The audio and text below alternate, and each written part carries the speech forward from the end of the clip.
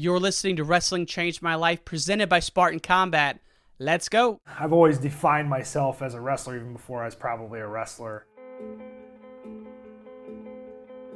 We can endure anything and adapt and pivot and change. Wrestling gave us that ability. I would say nothing in life has impacted me more than the things wrestling has taught me in terms of self-reflection, resilience. Toughness. Some guys have it, some guys don't. Adversity, 100%. How to pick myself up and be a man after I failed. And everything that has shaped my life and where I'm at today would not be there without the values and basically the lessons I've learned through the sport of wrestling. For me, wrestling saved my life because it allowed me to focus and channel my energy. We're fortunate if you wrestle, because if you wrestle, natural talent helps, but it's 5% of the ingredient. It pales in comparison to heart and technique and effort. It humbled me, taught me humility. Nothing can humble you more than wrestling. I think it's the learning to adapt, right? You learn how to adapt, you learn how to solve problems. You know, if I look back at my time I spent wrestling, if it gave me one thing more than anything else, it's mental toughness. And we're back, ladies and gentlemen. You're listening to Wrestling Changed My Life, presented by Spartan Combat. I'm your host, Ryan Warner. Thanks for bearing with me while I was on vacation the past 2 weeks. I'm back in Chicago and ready to bring you this week's episode with Iowa assistant coach Ryan Morningstar. This podcast was recorded at Coach Morningstar's house in rural Iowa. That's an understatement. We did this on a pig farm, actually. And we talk about Ryan's college career, his high school career, and most importantly, his time coaching the Hawks. For those of you who don't know, Ryan was a two-time All-American for the Hawks back when he was wearing the black and gold. He joined Iowa as an assistant coach in 2012, has led Iowa to an NCAA title and 3 Big Ten tournament conference titles as well. Fan of the week goes to my friend Ethan Ball. Ethan and I are lifelong friends. He's currently an assistant coach at Coe College and was instrumental in setting up this podcast. I guess the pig show circuits in Iowa and Illinois run deep, and Ryan Morningstar is an avid pig farmer, so that's how we got this set up. That's it, folks. Let's get to the interview with the great Ryan, the pride of Lisbon, Morningstar. Ryan Morningstar, welcome to the podcast, man. Hey, thanks. Thanks a lot for having me. Yeah, let's start. I heard this crazy story that when you were a freshman in high school, you had maybe the most anticipated first match in the history of the state of Iowa. You had a guy, and it all goes back to your father was a legend. You grew up in a big wrestling town, and you were this AAU stud. So what do you remember about this first freshman match you had? Well, it was against Justin Swafford, and I remember him always beating me when I was a little kid. So he was older than me. He was 2 years older than me. So when I was a kid, I always go to these kids tournaments, and I'd always bump up. So I would seek the best competition, and so I'd bump up and wrestle. And I think I was in probably in 6th grade, and he was in 8th grade, I believe, and I bumped up, like I find out where he was going to be, and then I would try to go find him and wrestle him and get that win. And I think he beat me 3 times that year, and they were all razor thin. And one of the matches I got taken down, I think at the end to go to overtime, then I got beaten overtime. So like they were always really tight matches, and it was the first weigh-in of the year, and it was at Lisbon, and it was against Mediapolis where he was from, so it was a pretty anticipated match, and I was pretty fired up for it, and came out on the losing end of that one, so that wasn't very fun. But we've always had some great battles. I eventually got it back later on in my career, but man, we had some heated every match, even the ones that I won were always just heated matches. I watched it on the Penn doctor, whoever that is. It might be his brother. That's his older brother. That's yeah. what I thought. Okay. I watched the match, and I'm like, man, this is small town Iowa. Jim's going crazy, man. It was just awesome, that match you were talking about, to watch. Let's start with like the community you grew up in. Like, how big is wrestling in Lisbon? Well, it's obviously it's a Lisbon wrestling is like the, it's the sport for that town, in my opinion. I mean, obviously they're very good athletically, but the tradition of that Al Baxter had started years before, and the state titles. I mean, it's year in and year out. They're always in the hunt, and they're a team that there's a lot of pride. I mean, the people that show up for the dual meets, there's so much pride in those dual meets and those in those matches, and it's what the town talks about is Lisbon wrestling, and so that's kind of what they're known for, and growing up in that environment is obviously a blessing. Having my dad that wrestled for Lisbon, first generation wrestler from Lisbon, was awesome to be a part of, and that legacy. When I was a kid, I was thinking about it. I've always defined myself as a wrestler even before I was probably a wrestler, and I walk down the halls in Lisbon and there's a trophy case with my dad's picture, and I always thought that was a really cool deal and something I always wanted to do, and always that was an aspiration of mine to put myself in that trophy case someday and follow the footsteps, or I mean even make my own footsteps, I guess, but be a part of that has always been a goal of mine. So. And your dad was a first-generation wrestler, you said? Yes. Yep. And he was, I've been reading some message boards on the predicament. A lot of people say one of the best Iowa high school wrestlers ever, 4-time state champ. Tell folks who don't know that era about your dad, his accomplishments. So, yeah, he was a 4-time state champ. He had one loss, and it was a referee's decision loss. Back then, they used to shake hands, and the referee basically just raised a hand on the guy who thought did better. They didn't have the overtime matches during the regular season, so... that was his only loss. He was a really competitive guy and didn't start wrestling till a little bit later, and then, found a lot of success with it. And my grandparents were, it was great because they were just very supportive. They didn't know much about it. They were competitive people, but they were very supportive with it, and so it was pretty neat for him to lay the groundwork. And he was a great coach growing up. I mean, he knew how to push me and knew how to talk to me and get me motivated if I needed it. And I mean, just a great mentor for me growing up. We have a lot of parents ask me, and message the show and say, hey, never wrestled before. My kid loves it. We listen to the podcast. How do we parent wrestlers? And obviously your dad did a great job because you love wrestling. And I always say the goal was to create people who love the sport into their 30s, 40s, 50s, So what was your routine growing up? Were you going every day? Were you going 12 months a year? I mean, how did he do it right for you? I mean, I think everybody's different with that kind of stuff when it comes to parenting kids. And me growing up, he wouldn't let me go to a lot of tournaments when I was really young. I think the first tournament I went to was in second grade. I think he let me go to 2, and then third grade I probably hit 5 or 6 with the districts and state tournaments. Kind of when that started going. And then, I didn't wrestle a lot of freestyle. I wrestled some in 7th, 8th grade, or I guess 6th and 7th grade. 8th grade, I started to pick it up. That's kind of when I realized that this is what I really wanted to do. And, it's kind of funny because once I got my license, my parents, they took me to practice here and there. And I was blessed with a really good kids club growing up. I had partners like Moza Fay, who was a couple-time All-American at UNI. We were practice partners growing up. He lived 15 minutes from me, so he was down. And our kids club was very tough, so I never really lacked partners. But they would take me wherever if I wanted to go work out here or there. I wrestled with Pablo Ubasa in junior high quite a bit. Yep. With Borschel and Slayton and Beatty and Mitch Mueller and all those guys. And I mean, we had those were hammers. Yeah, we had a really good club. But anyway, so they were very supportive. But once I learned to drive, I mean, it was basically, it was hands off for the most part. If you wanted to go work out, drive down to Iowa City and go work out. There was, when I was younger, my dad would hold me accountable, probably like I should when I was getting ready for tournaments. But later on in my career, it was pretty much on my own and get what you want out of it. I mean, if you want to be good, get what you want out of it, kind of thing. And so, but they were very supportive. I mean, I couldn't ask for more support. I mean, even in college, they were fortunate enough.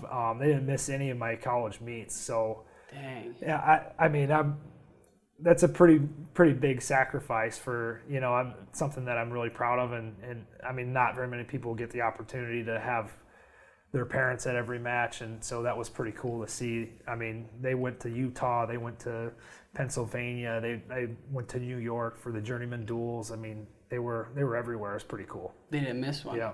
So when you started having some success in high school, I'm sure you were getting recruited from all over. How hard did you consider VT, Virginia Tech? Very hard.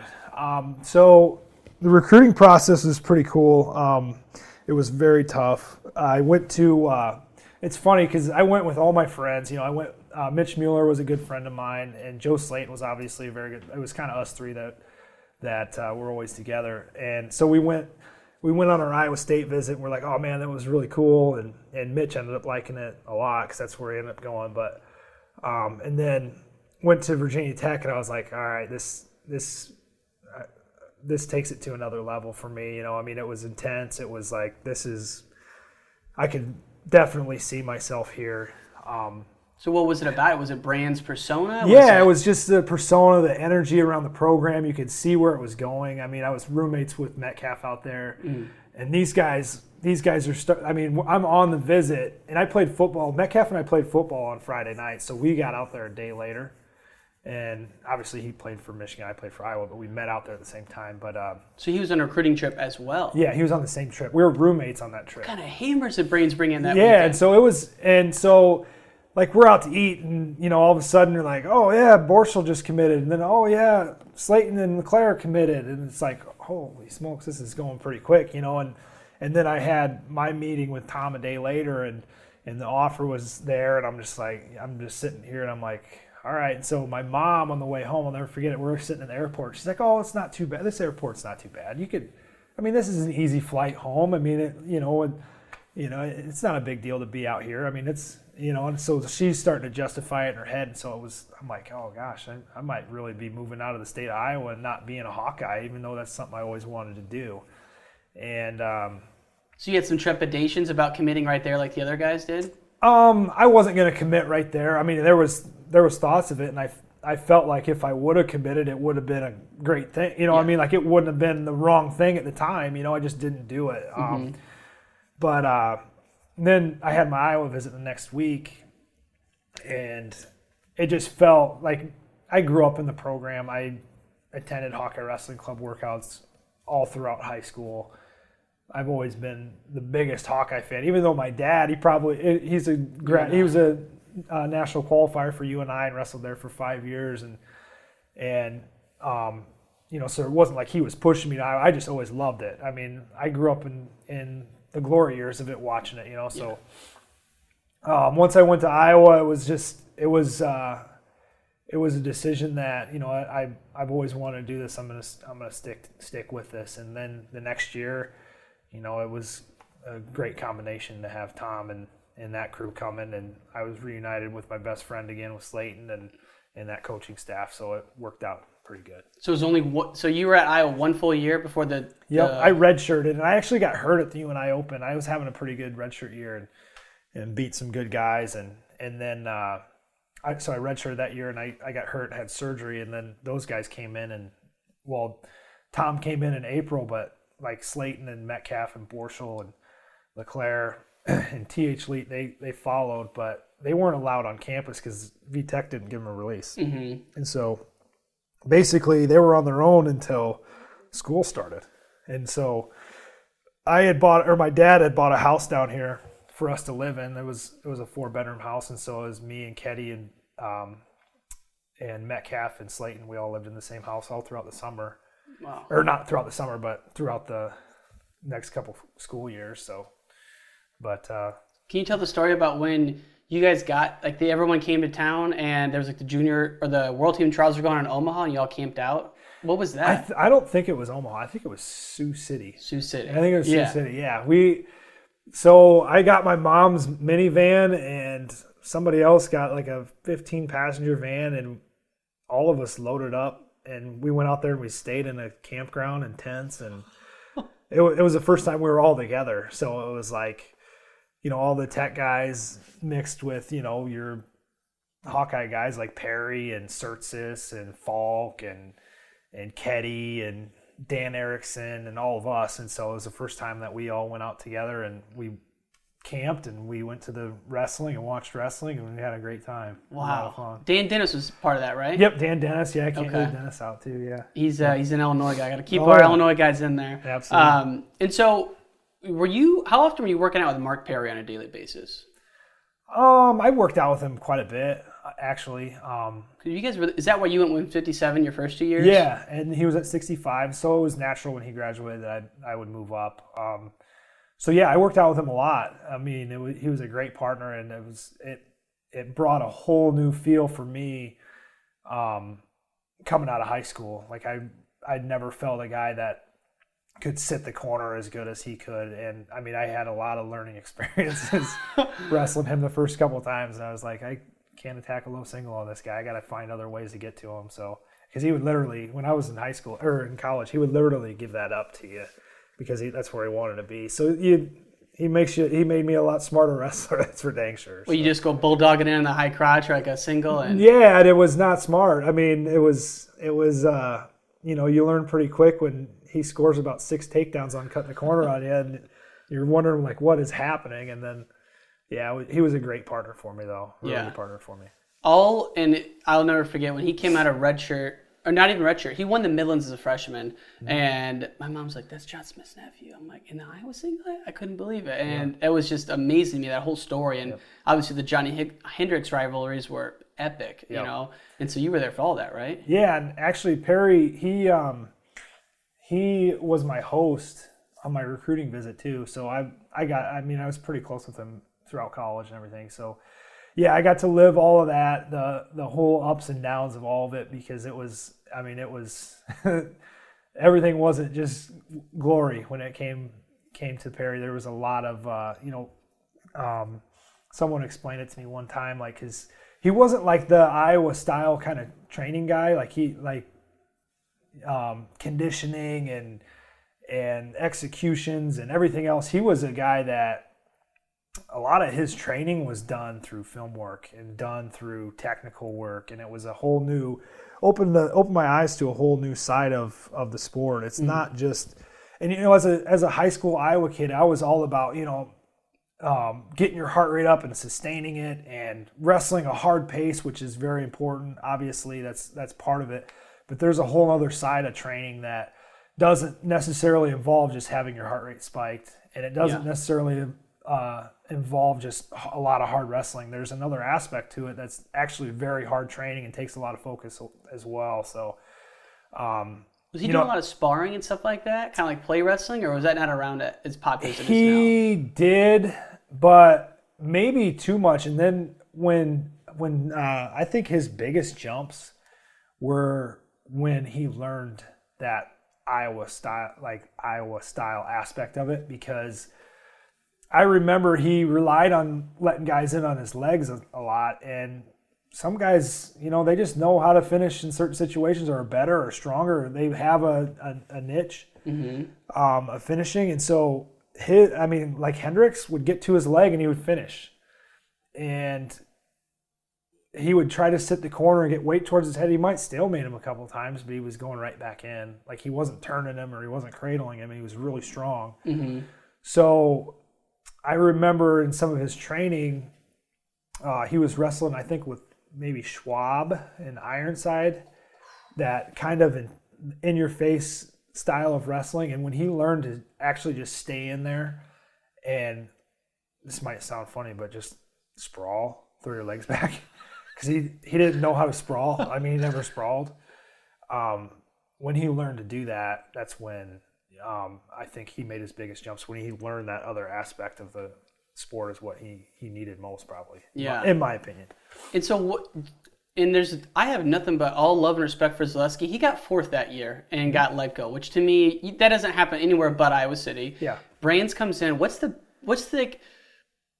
you pick up from your 3 or 4 years wrestling under Coach Brands? I mean, what is it about the guy that gets the guys going? I mean, guys just he's one thing that people ask what the change was. The biggest change to me was there was so much the organization of everything. I mean, everything was just like a well-oiled machine. It seemed like, and obviously there's hiccups and everything, but when he came in, it was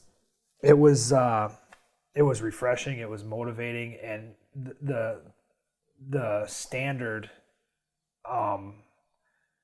was never compromised with him, and you knew what you had to do. I mean, you're here to be the best wrestler. You're not here to do just okay. And the standard of the program was, the bar might have been dropped a little bit. That's not a shot at anybody. It's just I'm not saying that Zaleski's bar was dropped, or obviously we all want to be the champion, but Tom's standard was never compromised, and people thrived off of his energy and his attitude and work ethic every day. I mean, it wasn't just a part-time gig, and it was every single day. I mean, it was just so motivating and refreshing, and being a part of that, and that mentality is something special, and you don't see that a lot of places. You step on the mat with the Brains brothers in your corner, you gotta feel just unbelievable confidence. They'll go to bat for you, and they will fight to the death, and they get a bad rap for that. I mean, people call out Tom and Terry all the time because whatever they're yelling in the corner, it's not a personal attack. They're fighting for their guy, and they won't stop fighting for their guy. And that's something that, you don't see that anywhere else. That's special. And I think people don't like it because it's pretty, I don't know what's the word I'm looking for. It's unique, and it's unwavering. Yeah, it's unwavering, and it's threatening. It's very threatening. Oh, it is, man. Especially if you're in the you watch. I love watching Terry versus whatever assistant he's trying to rile up, and it's fantastic to watch. I was at the Oklahoma State Duel 2 years ago, where him and Esposito were almost gonna have a little takedown clinic on the mat, and I love Espo. Yeah, absolutely, and we're all in the sport of wrestling and everything, but there's the side of that not very many people understand the side of that, the competitive side of that, and it goes beyond just the sport. I mean, it runs deep. I mean, it's intense, and it shows you basically what it means to be a Hawkeye wrestler and be wrestling for Tom and Terry. It's awesome. Yeah. Like no other. I can't even imagine. So did he win his first year in? This 2008, the first full season? I think we were 7th or 8th. So tough. Okay. But rebuilding. So I think Perry was a champ that year. Okay. And it was in Detroit. It was a weird nationals. It really was, and a lot of strange things happened because we beat Iowa State during the year, and they were coming off a win from over Minnesota. Minnesota was returning champs, and I think we beat them like 28-6 in Carver Hawkeye a week after they just beat Minnesota. So we had some really good highs and we had some lows, but the potential was there. And then you had Metcalf and you had Borschel and you had Slayton and LeClaire. They're all sitting in the wings. They're sitting in red shirt because Virginia Tech didn't release them. That's still an ugly thing to even acknowledge, that they wouldn't let those kids transfer. That's crazy. Yep. And so the next year was 2008. When was your freshman year debut at Iowa against Paulson? 2006? So that was 2007. That was that 2007 season. Okay. Yep. Yeah. Well, 2006, 2007. Okay. Yep. Yeah, December 2006. Yep. Is this your first duel in Carver? Second. I actually lost the week before to his name was Brian Stith from Arizona State. He was a returning finalist. Tough, dude. I know. Yeah, I lost an overtime match to him, and had my opportunities to win and just didn't get it done. So I was in the mix. I mean, I was right there. So I knew I could beat him, but needed to wrestle a good match, and I was ready to go. Yeah, I found a clip of that on YouTube when you beat Paulson, just like the end 20 seconds. I was just dying to hear the crowd. Yeah. What's it feel like when you pull off a win like that at Carver, man? I mean, it's you don't even think. I mean, it's electrifying. I mean, there's so many words for it, but But I mean, there's not very many feelings like that. The self-satisfaction. You know, I was young and hadn't had too many huge wins like that. I mean, it was a big win at the time. I mean, he was the national champ. And what was he ranked? He was ranked number 1. And what about you? I was probably like 12, 13, something like that. So really, you know, proven from the high school days, you know, had a unproven collegiately though. Like like this is the first big win against Iowa State at Carver. Wow. Yeah, it was a lot of fun. There was, you know, I mean, it's pretty cool to look back at all the Lisbon people were all there and they were loving it. And I mean, they swarmed me after the match. You know, the town runs pretty deep, so it was pretty cool to see. What's your fondest memory of that 2008 national championship? I would say just finally getting it done. You know, the national tournament, Perry and Metcalf winning was huge. I wasn't feeling too great. I was around the 12, so you know, I wasn't feeling too great. But dude, you wrestled the same guy in the bracket or in the wrestlebacks both years. Becker from Indiana. Yep. What in the heck? And he was like I don't know why I just struggled with that guy. Really? Yeah, he was really funky and he kept it close and he would always eke tight matches out. But out of 33 guys, I mean, how does it happen? I 2 know. years in a row. I had to double check. I'm like, is that the same Becker? Yep. Wow. But I mean, it had to feel pretty good to bring a title back to Iowa City after you watched how many titles in the 90s and it had been a drought. You know? For sure. But I mean, I was really happy for my team and there was a lot of excitement around the program. It was awesome to be a part of the organization. But you know, it stung a lot too, you know, because you have, you know, my best friend growing up is second in the country, you know, and all these guys are. I mean, Borschel was third. My Metcalf wins it. Keddy, my other roommate, is a place winner. I don't know if he was 5th or 6th or something, but I just felt I hated the feeling. And then I'll never forget it. We were even in the fall, so I decided to move up, and even in the fall, I was drilling, and all my friends were going out to do the poster shoot. You know, only All-Americans get to be on the poster shoot. So I'm sitting there, I'm drilling, and Tom might have even said something to me. He's like, "Yeah, how does that feel?" You know, like, you know, you need to be out. You know, and I just remember I was like, that sucks. That's not fun. You know, I didn't ever want to feel that again. But so it was tough. It was tough. There was, you know, I had to get over. I just had to become a better wrestler. I had to grow up in some areas, and you technically or like mentally. Yeah, mentally. You know, I just needed to grow up. You know, there's a lot of situations where kids they're good enough wrestlers and they're talented and they have all the tools, but you just need to grow up. And you know, that's where I kind of learned some of my lessons of, you know, just staying in there. You know, I mean, no matter what happens in a situation, I mean, there's no backing off. Just stay in the battle, stay in the fight. You know, it usually turns out, you know, you're going to come out of it.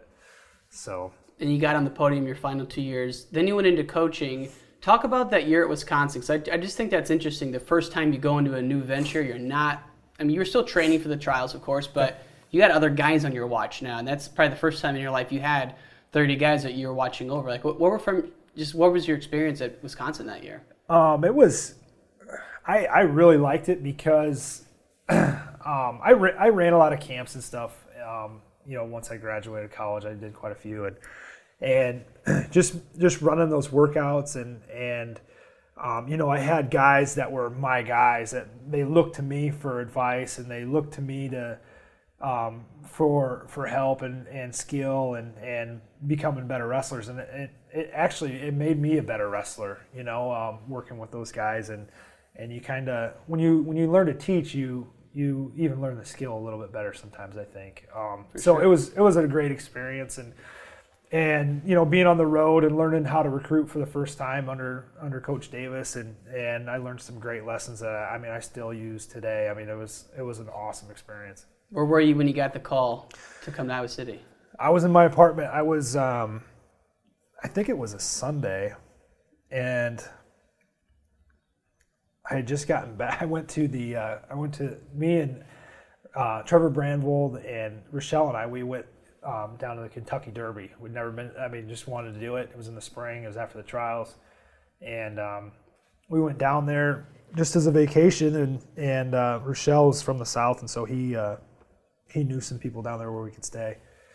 And so we rented a house, this person's house, one of his friends' houses, and we went down the Derby. And I got back, and on a Sunday night I was just watching TV, and Tom had called me and asked me to interview.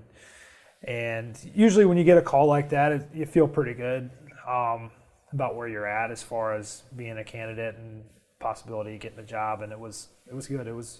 Went through the process and got back. So And now you've been here, what, 9 years? 9 years. Yeah, I'm going into my 10th season. So pretty amazing. And you're everywhere you read, one of the key cogs in the wheel in terms of the recruiting. I'd love to know, do you have a philosophy for recruiting? How do you kind of organize it and map your approach to it? I think every program's a little bit different.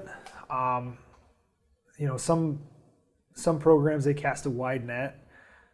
We want guys that want to be a part of the program. We want guys that know what this program's about and know what they're signing up for and kind of come to us. And obviously everyone's not going to come to us, but what I'm saying is, this program's pretty unique. The University of Iowa is pretty unique. And so guys, and the good part about it is people know there's been a lot of coverage on the program, so they kind of know what they're getting into as far as, the bar being set, goals, aspirations, everything else. And so they know what they're getting into. And so I think that we kind of pick our guys and we don't just recruit everybody. We just pick our guys and we go after them and we try to make them our guys. And I don't think there's anything too scientific about it other than, get to know guys and if they're a good fit, then you make them one of your own. Yeah. And when you talk about recruiting, obviously one of the big recruits probably of all time in Iowa history, Spencer Lee. What can you say about maybe one of the best college wrestlers ever? When was the first time you had heard that name and got engaged in his life? He was very young. You knew who he was. I've had a great relationship with Strip Matter for a long time, so yeah. You're always aware of who he is, and then you think, oh, that's so far away, and it goes quick. It goes really quick. If guys as a freshman now or 8th grader now, they're going to be juniors and seniors before you know it. It goes so fast. And so that's kind of how you follow results and you do camps and you get to know who some of these guys are, and then you do the groundwork to get them to be a Hawkeye. Yeah, and it's obviously what an incredible wave that he's brought in, and then obviously Marinelli is a whole other guy. I heard a story that you were working out with him when he was a freshman in high school at the Jeff Jordan camp, and put a club on you that he's still putting on guys now. Yeah, I think he was actually an 8th grader going into freshman year, and I worked camps for Jeff every summer. I haven't recently, but years ago I did all the time because he wrestled at Wisconsin. That's kind of how that door got opened a little bit because I would spend a lot of time out there, with the whole Jordan family and those are long days, right? Oh yeah, yeah, really long days. So I remember doing a camp out there and Jeff told me, keep your eye on this guy. He's pretty good. You might want to wrestle him a little bit. He's the same size as he is now. He's a pretty mature kid, and he put some clubs on me. And when you feel it all the way down to the bottom of your tailbone, it's a pretty good club, especially for a high school kid or an 8th grader going to be a freshman. So, a lot of memories being out there and running those camps. How does it work? You're working out all day and then you wrestle his guys at night, or? So that's kind of how it goes. You do basically they do a technique session for their guys throughout the day. They'll do 2-3 sessions, and then the last session of the day is just basically the camp counselors. They work out. So right after that last practice of the day, they're lacing their shoes up and wrestling. So yeah. So you see, that's how you got engaged with Marinelli, and obviously that whole wave of guys is here now. 2020 season, you guys are just on fire, and to a lot of people, the shoe-in to be the national champ. How did Tom and Terry handle the no NCAA tournament and distill it to you and the guys? Because it's like a national title was taken away. It's how I view it. I guess there's not a lot you can say. There's nothing you could say that makes it better. Yeah. There's nothing that you can say to make the pain go away. So yeah, you deal with it with getting better. Whether that's, your mental imagery, whether that's on the mat. The only thing to do is go forward. And that's all, the only opportunity that you have is to just move forward. I mean, there's a lot of pain that goes with it, obviously. You think of guys like Lugo, there's a lot of things that are taken away from you that you'll never get back. And so the only thing to do is get better, be a better person, be a better wrestler, and move forward. That's all you can do. There's not a lot you can say. Yeah. There just isn't. And that year, the Penn State duel at home, Carver was on fire. I was at that one. That's got to be, to me, one of the most exciting environments I've ever been a part of. I mean, what was it like from the coach's seat down there? We've been in. I mean, that dual meet was there was a lot of strange things that happened, and there was a lot of hammers being thrown from each team. Oh, God. And there were some strange things in that match. There was a lot of strange things, and just shows the resilience of the team, of the guys, because they stayed in there. They stayed in there. They stayed in the fight. They kept swinging. It's a tribute to our guys on the team, and then even what happened to them at the end of the year. It's a tribute to our guys and the way they were raised and the way that they approach the sport and their everyday life. So, but yeah, that was an exciting dual meet, and we've been in a couple of those, and it's always good to come out on that side of it. So, what are some others that come to mind for you? Another one comes to mind is when Ramos got the fall against Conaway. I think that was that 14? I think might have been. That was a big dual meet. That we came out on the other end of that, and there was 15,000 there. That was an awesome dual meet. That was huge. I forgot about that pin. Yeah. Oh my God. McDonough won. He beat. Or no, it wouldn't have been 14 then, would it? It would have been 13 or 12. 12 or 13. I don't know. Anyway, I think it might have been 12 because McDonough won, and then Ramos got the fall. McDonough beat Megaludis, and then Ramos got the fall. That was the 1-2 punch? Yep. McDonough, Ramos. Wow. And then, man, I'm trying to think. There were some weird things that happened in there too. I think Evans beat what's his name? Brown. Yeah, that was a big win for us. That got it really swinging our way. And Telford won, I think. Telford was a sophomore, I think, or junior. Telford won, and that cemented the duel. So, man, both big ones. And I'm sure you guys have been at Rec Hall a bunch when there's been some burners, but and this year, do we know if Penn State's coming to Iowa, or are you guys going there this year? Nothing's out yet. Nothing's out yet. Yep. Be watching closely. Yeah, I can't wait to come back for it. Yep. We rented out a little spot at the airliner and had like a listener appreciation happy hour before that duel, and then we went into Carver, and it was my brother and I still talk about it. We were super close, and it was just insane. When Kemmerer was it Kemmerer? Yep. Who beat Hall? Yep. Ooh. Yep, that was a must. That was pretty cool. That was a pretty cool moment. And then Brains' press conference. That was a heavyweight title fight. Slams his hand. That was awesome. Well, you've been super gracious with your time, man, and your family's shown us around the property here. Folks who are listening, normally I'm in Chicago doing these, but we are in farm country here right now. Yeah. Where are we at right now? Well, we're in Tiffin, Iowa, rural Tiffin, Iowa, and sitting on about acres. And well, I greatly appreciate your time. I just wanted to come in here, riff about some of the old days, talk about 08. And the last thing I was going to ask you was, when you compare the 2021 championship team to 08, what similarities, what contrast do you have between the guys and like the temperament of the team? They're both, I compare them as very tight-knit teams. I didn't think there was probably too many teams that were as tight-knit as, like my teams when I was in college. And then this group came along, and it's just like, very tight. And